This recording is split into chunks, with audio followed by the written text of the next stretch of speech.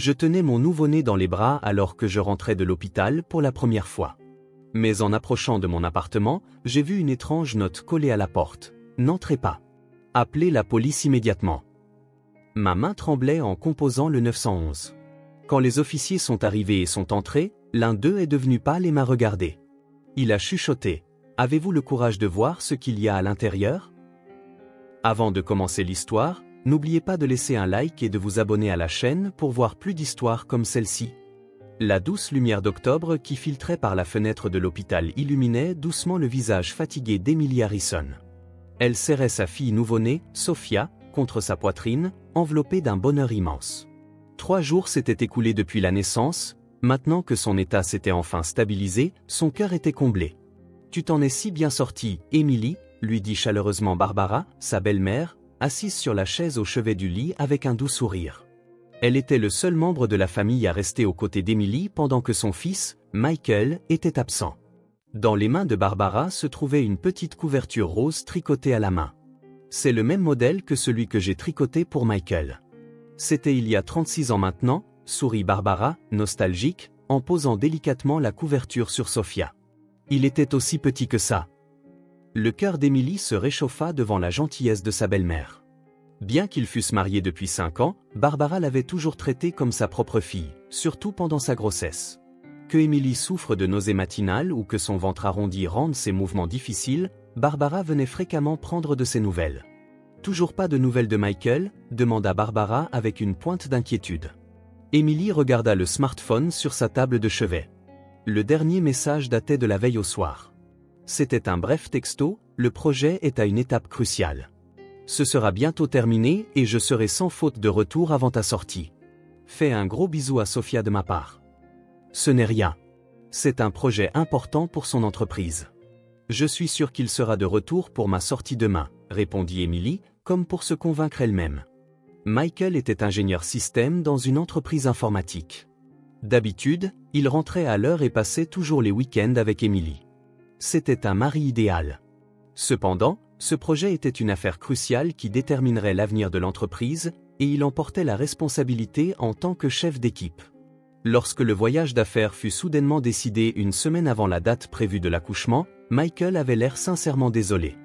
À son mari qui s'excusait à plusieurs reprises en disant « Je ne veux pas te laisser seule », Emily avait souri et répondu « Ce n'est pas grave, je suis une femme forte. Et puis, Barbara sera là pour moi. » En effet, Emily travaillait comme graphiste indépendante. C'était une femme dotée d'une grande volonté et de créativité. Bien qu'elle redoutât son premier accouchement, elle était convaincue de pouvoir le surmonter. Sophia se mit à pleurer doucement. Emily, un peu gauche, repositionna sa fille et lui frotta doucement le dos. Bien que 3 jours seulement se soient écoulés depuis sa naissance, ce petit être était déjà devenu le centre de sa vie. « C'est l'heure de la tétée », dit Barbara en se levant. « Je vais rentrer maintenant, mais je reviendrai tôt demain matin. Si tu as besoin de quoi que ce soit pour les préparatifs de la sortie, n'hésite pas à m'appeler. » Merci, Barbara. Tu m'as été d'une grande aide. Après le départ de sa belle-mère, Emily allaita Sophia dans la chambre d'hôpital silencieuse, en pensant à leur vie à venir. Toutes les affaires de bébé dans l'appartement étaient prêtes. Le berceau, les couches, les vêtements et les nombreux biberons. Chaque objet, choisi avec Michael, était empreint de leur amour. Dehors, la ville de Boston commençait à prendre les couleurs du crépuscule. De leur appartement, on pouvait voir la Charles River. Emily avait hâte de rentrer chez elle le lendemain avec sa petite famille. Le smartphone s'illumina discrètement. Un nouveau message de Michael, « Je t'aime. Embrasse bien Sophia pour moi aussi. Je rentre bientôt. » Emily sourit et répondit, « Nous t'aimons aussi. On t'attendra à la maison demain. » Cette nuit-là, Emily dormit en serrant sa fille contre sa poitrine. Son cœur était paisible, rempli d'espoir pour l'avenir. Le lendemain matin, Emily se préparait pour sa sortie tout en vérifiant son smartphone à plusieurs reprises. Il n'y avait toujours pas de nouvelles de Michael. Le dernier message, disant « Je rentre bientôt », était arrivé tard la veille au soir. Elle commença à s'inquiéter un peu, mais se persuada qu'il était probablement dans l'avion ou encore en voyage. « Bonjour Emily. C'est le grand jour, la sortie », dit le docteur Chen, son médecin traitant, en entrant dans la chambre pour sa visite du matin. Ce médecin américano-asiatique était l'excellent obstétricien qui s'était occupé de l'accouchement d'Emily. La mère et le bébé sont en excellente santé. Le poids de Sophia augmente régulièrement et votre rétablissement est formidable. Mais ne forcez pas trop une fois rentré à la maison. Les premières semaines seront particulièrement difficiles, alors assurez-vous d'accepter le soutien de votre famille. Oui, merci. Mon mari est censé rentrer aujourd'hui, répondit Emily avec un sourire. C'est une bonne nouvelle. C'est au tour du nouveau papa de prendre le relais, sourit le docteur Chen en retour. Si vous avez la moindre inquiétude, n'hésitez pas à nous appeler. Nous sommes disponibles 24 heures sur 24. Vers 10 heures du matin, Barbara arriva comme promis. Elle tenait à la main l'écharpe lavande préférée d'Emily et un pull d'apparence confortable qu'elle avait apporté de la maison. « Michael n'est toujours pas là ?» demanda Barbara. « Pas encore. Mais il doit être en route. Il pourrait aussi y avoir des embouteillages ?» répondit Emily avec optimisme, bien qu'intérieurement son anxiété grandissait. Barbara ne dit rien, mais fronça légèrement les sourcils face au comportement de son fils. Avec sa longue expérience de mère, elle sentait que quelque chose n'allait pas. Cependant, elle cacha ses sentiments pour ne pas inquiéter Emily. « Alors je vais vous ramener, toi et Sophia, à la maison. Michael pourra nous y retrouver. » L'infirmière Jennifer arriva avec les papiers de sortie. C'était la femme bienveillante qui s'était occupée d'Emily au cours des 3 derniers jours. « Vous allez me manquer, Emily. » La petite Sophia était la coqueluche du service, dit Jennifer en caressant doucement la joue du bébé. Les premières semaines en tant que mère seront un défi, mais ce sera une expérience merveilleuse. Tout ira bien pour vous. Le cœur d'Emily se serra d'émotion en signant les papiers. Bien que les 3 jours à l'hôpital aient été courts, grâce au soutien chaleureux des infirmières, elle avait progressivement gagné en confiance en tant que mère. Merci, Jennifer. Tout le monde a été si merveilleux avec nous. Une fois les bagages faits, Barbara appela un taxi. Emily installa soigneusement Sophia dans le siège auto pour nouveau-né. Alors que d'autres patients et membres du personnel leur disaient au revoir dans le hall de l'hôpital, elle réalisa qu'un nouveau chapitre de sa vie commençait. Dans le taxi, Emily vérifia à nouveau son smartphone. Il y avait un nouveau message de Michael, « Je suis à l'aéroport. Je serai à la maison dans 2 heures. Je t'aime. » Bonne nouvelle, Michael m'a contacté, dit Emily, soulagée, en montrant l'écran à Barbara. C'est un soulagement, alors, sourit également Barbara, même si elle n'était pas complètement rassurée. Le comportement récent de son fils comportait des aspects inexplicables. Son expression lorsqu'il parlait de son travail, le contenu fragmentaire de leur conversation téléphonique. En tant que mère, elle ne pouvait se défaire du sentiment qu'il cachait quelque chose. Le taxi traversa les rues de Boston en direction du quartier où se trouvait l'appartement d'Emily. La lumière de l'après-midi d'octobre filtrait par la fenêtre de la voiture, illuminant le petit visage de Sophia. Le bébé dormait paisiblement. Le sentiment de rentrer à la maison pour la première fois est spécial, dit Barbara à voix basse. Je me souviens du jour où j'ai ramené Michael de l'hôpital. Mon mari était très occupé par son travail, alors j'ai géré la sortie seule. Mais le sentiment de soulagement en arrivant à la maison était inoubliable. Tu étais seule aussi, Barbara ? Oui, mais cela m'a rendue plus forte. Les mères sont plus fortes qu'elles ne le pensent, Emily. Quelles que soient les difficultés, tu peux les surmonter pour ton enfant. Les paroles de Barbara portaient un sens profond, comme si elle pressentait ce qui allait arriver. Le chauffeur de taxi était un homme aimable qui aida à porter les bagages d'Emily. Félicitations. Quel beau bébé, dit-il avec un sourire. J'ai 4 enfants, mais le premier est toujours spécial. Emily était remplie de gratitude. La gentillesse d'inconnu la soutenait en tant que nouvelle mère. Lorsque l'immeuble apparut, le cœur d'Emily bondit. Enfin, elle pouvait rentrer à la maison. Michael serait bientôt là. Leur nouvelle vie à 3 allait commencer. Sophia, nous sommes à la maison, dit doucement Emily à sa fille endormie. Papa attend aussi. Le taxi s'arrêta devant l'immeuble. Emily leva les yeux vers leur appartement depuis la fenêtre. L'appartement d'angle au 3e étage, un lieu plein de souvenirs qu'elle et Michael avaient choisi ensemble. Dans cet appartement où ils vivaient depuis le début de leur mariage, ils pouvaient enfin vivre en famille. Barbara paya la course et le chauffeur déposa leurs bagages sur le trottoir. Emily souleva prudemment le siège auto, en veillant à ne pas réveiller Sophia, et se dirigea vers l'entrée de l'immeuble. « Je vais porter les sacs lourds », dit Barbara en chargeant le sac de maternité sur son épaule. « Concentre-toi juste sur Sophia. » Dans l'ascenseur, Emily était envahie par le bonheur. Les 3 jours à l'hôpital lui avaient semblé longs, mais ils étaient maintenant de précieux souvenirs. Elle était prête pour la vie qui l'attendait en tant que mère. Lorsqu'elles atteignirent le 3e étage et que les portes de l'ascenseur s'ouvrirent, le cœur d'Emily tressaillit de joie. Bientôt, Michael serait à la maison. Ils pourraient dîner ensemble à 3, s'occuper de Sophia et passer du temps en tant que nouvelle famille. En marchant dans le couloir, Emily imaginait déjà les odeurs familières de la maison. L'arôme des pâtes que Michael préparait, l'odeur du café et celle des nouvelles affaires de bébé. Alors qu'elle cherchait les clés dans son sac, elle remarqua quelque chose accroché à la porte de l'appartement. C'était un morceau de papier blanc. Au début, elle pensa que c'était un avis de livraison ou un message de la gérance. Mais lorsqu'elle s'approcha et vit le contenu, le sang d'Emily se glaça. C'était écrit à la main, d'une écriture tremblante, « N'entrez sous aucun prétexte. Appelez la police. » Emily resta sans voix. La main qui tenait le siège auto se mit à trembler. Barbara posa les bagages et remarqua l'état étrange de sa belle-fille. « Emily, qu'est-ce qui ne va pas? Tu es toute pâle. » Emily désigna la note d'un doigt tremblant. Quand Barbara s'approcha et lut les mots, son expression se figea également. « Mais qu'est-ce que c'est que ça? Qui a écrit ça ?» La voix de Barbara était rauque. « Je ne sais pas. » Emily secoua légèrement la tête. « Mais cette écriture, c'est une écriture de femme. » Les deux femmes restèrent figées dans le couloir. Le palier était enveloppé de silence, sans aucun signe d'autres résidents. Les bruits de télévision et de vie quotidienne qu'on pouvait habituellement entendre étaient étrangement absents aujourd'hui. On devrait appeler la police, non? La voix d'Emily tremblait. Mais et si c'était juste une mauvaise blague? Quelqu'un écrirait ça pour une blague, répondit calmement Barbara. Il s'est passé quelque chose. Nous devons appeler la police. Emily essaya de sortir son smartphone, mais ses mains tremblaient trop pour le manipuler correctement.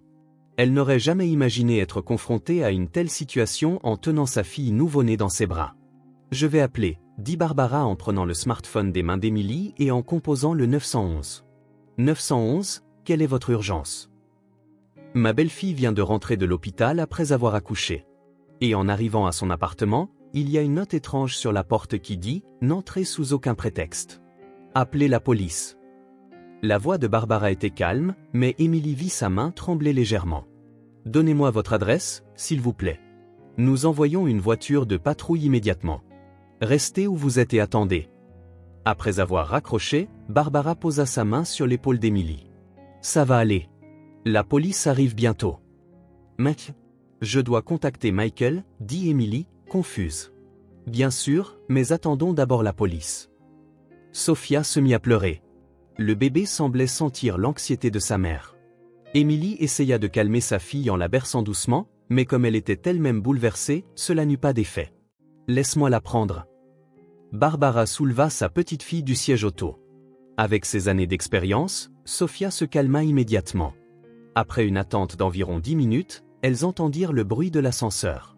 Des pas lourds résonnèrent dans le couloir, et 2 policiers apparurent. « Je suis l'agent O'Connor. Voici l'agent Rodriguez. Nous avons reçu votre appel. » L'officier de police masculin se présenta. « Montrez-nous la note en question, s'il vous plaît. » Emily désigna la note d'une voix tremblante. L'agent O'Connor lut attentivement l'écriture et retira soigneusement la note avec des mains gantées. « Vous habitez dans cet appartement? » « Oui, mon mari, moi et notre fille nouveau-née, » répondit Emily. « Où est votre mari en ce moment? » « Il est en voyage d'affaires. Il est censé rentrer aujourd'hui. » L'agent Rodriguez examinait la note de près. Cette écriture est définitivement celle d'une femme, et elle a été écrite à la hâte. Le genre d'écriture qu'on voit dans des situations de peur ou d'urgence. L'agent O'Connor colla son oreille à la porte de l'appartement. Aucun son ne provenait de l'intérieur. « Avez-vous les clés? Nous allons vérifier à l'intérieur d'abord. » Emily tendit les clés. Ses mains tremblaient encore. Est-ce qu'il s'est passé quelque chose à l'intérieur? Nous ne savons pas, mais par sécurité, nous allons entrer en premier. Veuillez attendre ici. L'agent O'Connor inséra la clé dans la serrure. Alors qu'il ouvrait lentement la porte, l'intérieur de l'appartement était plongé dans le silence. Les 2 policiers entrèrent prudemment. Emily et Barbara attendirent dans le couloir, retenant leur souffle. Sophia dormait tranquillement dans les bras de sa grand-mère. Le temps semblait s'être arrêté. Au bout d'un moment, elles entendirent une conversation à voix basse provenant de l'appartement. Les policiers semblaient avoir découvert quelque chose. Le cœur d'Emily battait la chamade, et elle ne pouvait s'empêcher d'imaginer les pires scénarios. « Je me demande ce qui s'est passé », murmura Barbara. Emily ne put répondre. Diverses possibilités traversaient son esprit. Un cambriolage, un incendie, une fuite de gaz. Mais aucune ne semblait correspondre à l'avertissement, n'entrer sous aucun prétexte. Des pas se firent entendre de l'intérieur de l'appartement, et l'agent O'Connor revint à l'entrée. Son expression était grave. Rien qu'en voyant son visage, Emily comprit que quelque chose de terrible s'était produit. « Madame Harrison ?» La voix de l'agent O'Connor était précautionneuse. « C'est difficile à dire, Qu'est-ce qui s'est passé ?» La voix d'Emily était rauque. L'agent O'Connor hésita un instant avant de continuer. « Y a-t-il quelqu'un d'autre ici à part votre mari ? Une femme ? Une femme ?» Emily était confuse. Il ne devrait y avoir personne. Michael est en voyage d'affaires et personne d'autre n'a les clés. Cette femme est assez bouleversée. Hé ! L'agent O'Connor semblait choisir ses mots avec soin. Il y a des choses dont nous devons discuter à propos de votre mari. Les jambes d'Emily se mirent à trembler. Barbara soutint le bras de sa belle-fille. Est-ce qu'il est arrivé quelque chose à Michael ? L'agent O'Connor prit une profonde inspiration. Madame Harrison, avez-vous le courage de voir ce qu'il y a à l'intérieur ? Au moment où elle entendit cette question, le monde d'Emily commença à s'effondrer. Elle ne savait pas encore ce qui s'était passé, mais elle était certaine que sa vie venait de changer à jamais. Dans les bras de Barbara, Sophia respirait doucement dans son sommeil. Ce bébé innocent ne savait pas encore ce qui était arrivé à son monde. « Oui », répondit Emily d'une voix tremblante. « Je vais regarder. » Guidée par l'agent O'Connor, Emily entra craintivement dans l'appartement. Barbara suivit, tenant toujours Sophia. De ce qu'elle pouvait voir de l'entrée, tout semblait normal. Les chaussures de Michael étaient soigneusement rangées et les affaires de bébé qu'Emily avait préparées avant d'accoucher étaient en ordre. « Le salon », dit doucement l'agent O'Connor. Au moment où Emily tourna le coin et entra dans le salon, le temps s'arrêta. Michael était allongé sur le canapé. Ses yeux étaient fermés, son visage pâle, il ne respirait manifestement pas. Et assise par terre, tenant la main de Michael en pleurant, se trouvait une femme. Emily resta sans voix. Ses genoux faillirent se dérober et elle appuya sa main contre le mur pour se soutenir. Mais la voix qu'elle réussit finalement à faire sortir était à peine audible. La femme assise par terre leva les yeux. Elle avait la petite trentaine, avec de beaux cheveux châtains. Ses yeux étaient rouges et gonflés de larmes. En voyant Emily, elle se mit à pleurer encore plus intensément. « Vous devez être Emily » dit la femme d'une voix tremblante. « Je suis Lisa. Lisa Carter. » Emily était confuse. « Lisa, qui êtes-vous ? Pourquoi êtes-vous avec Michael ?» Lisa se leva et se dirigea vers Emily. « Je suis la femme de Michael. » « Sa femme ?» La voix d'Emily se brisa. « De quoi parlez-vous ? Je suis la femme de Michael. Nous nous sommes mariés il y a 3 ans. » La voix de Lisa était remplie de désespoir. À Philadelphie. Michael, il menait une double vie. Le monde d'Emily s'effondra complètement. Sa tête tournait, incapable d'accepter la réalité. C'est impossible. Nous nous sommes mariés il y a 5 ans. Je savais pour vous, continua Lisa en essuyant ses larmes. Mais Michael m'a dit que vous étiez en procédure de divorce. Et il m'a expliqué que vous étiez mentalement instable et qu'il était difficile de couper complètement les ponts. Barbara eut un hoquet de surprise. Impossible, mon fils n'aurait jamais fait une chose pareille. L'agent Rodriguez s'approcha d'Emily. Madame, veuillez vous asseoir. C'est un choc trop violent. Assise sur une chaise, Emily essayait toujours désespérément de comprendre la situation. Mais Michael était en voyage d'affaires, pour le travail. Ce n'était pas pour le travail, Lisa secoua tristement la tête. Il est venu me voir, moi et notre fils, Jacob. Jacob a 2 ans. Le fils de Michael. Un fils. Emily était abasourdie. Michael venait à Philadelphie tous les mois sous prétexte de voyage d'affaires. Nous vivions dans un petit appartement. Il m'avait promis que lorsque son travail à Boston serait terminé, il commencerait une nouvelle vie avec nous. L'agent O'Connor commença à expliquer d'un ton lourd, « Nous ne pouvons rien confirmer avant l'arrivée du médecin légiste, mais il semble que votre mari soit mort d'une crise cardiaque. Il n'y a aucun signe de lutte. » Une crise cardiaque ? Emily était confuse. Mais Michael était en bonne santé. Lisa se remit à pleurer. C'est de ma faute. Hier soir, j'ai appris la vérité.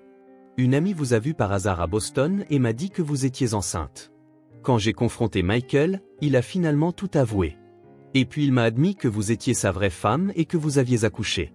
Et il a dit qu'il retournait auprès de vous, qu'il couperait les ponts avec nous. Lisa se couvrit le visage de ses mains. J'étais furieuse. J'ai demandé ce qu'il adviendrait de Jacob. Je l'ai questionné sur ces 3 années de mensonges. Et c'est alors que Michael s'est soudainement serré la poitrine. Il a eu une crise cardiaque, dit Barbara à voix basse. J'ai paniqué.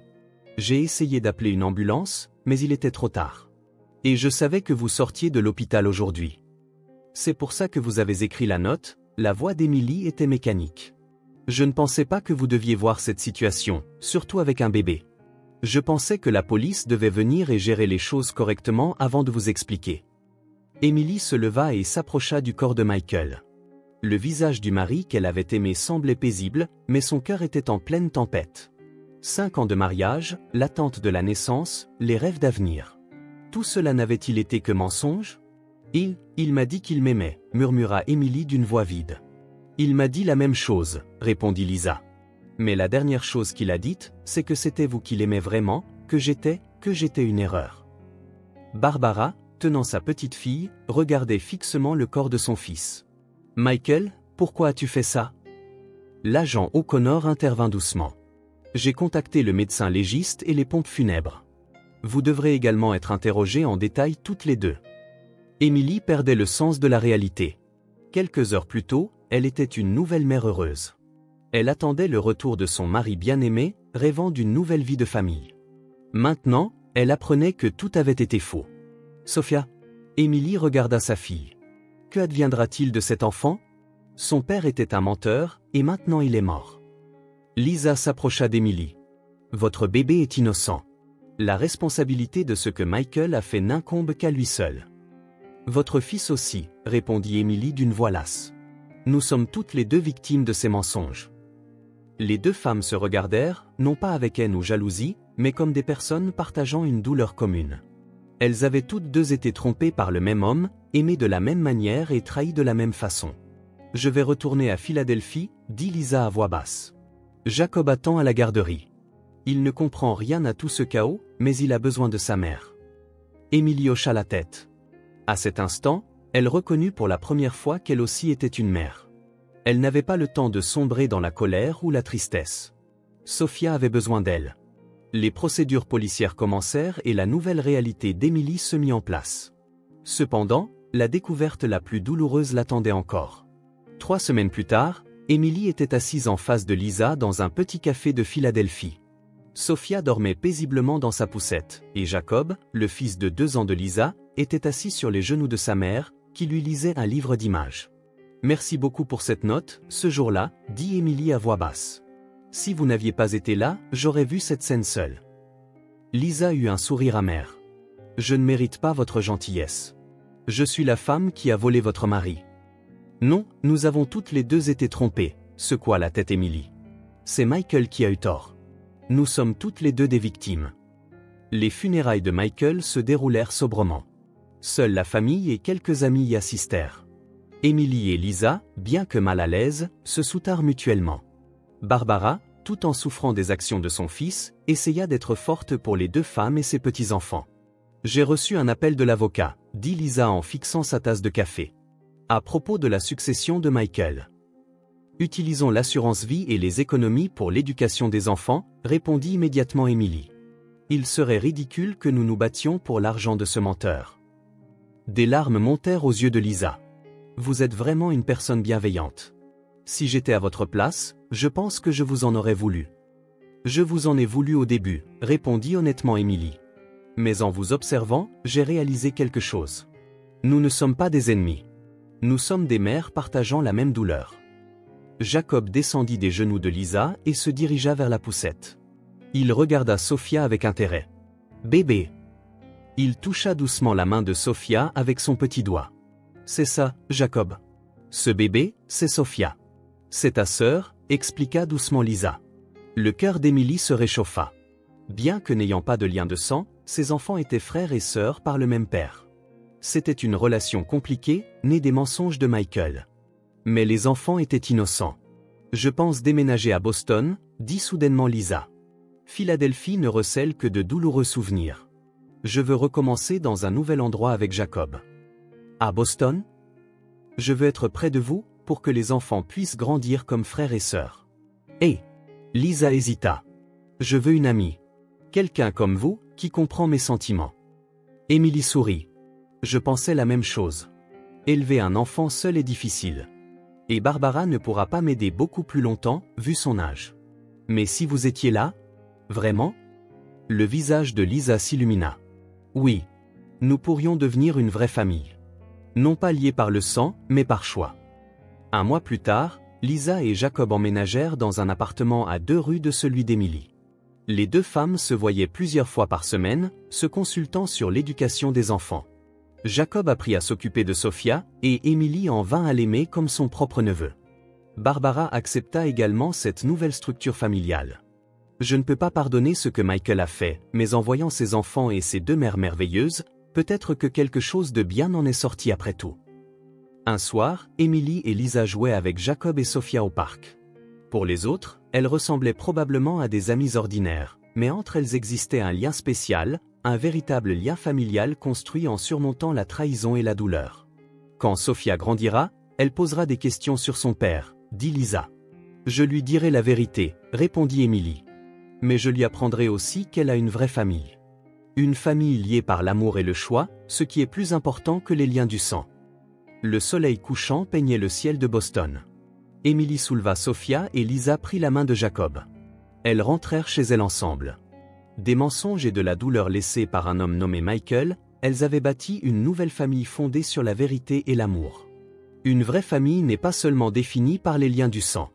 Le lien entre des personnes qui se soutiennent, se comprennent et s'aiment est ce qui crée une vraie famille. C'est ce que les 2 mères avaient appris.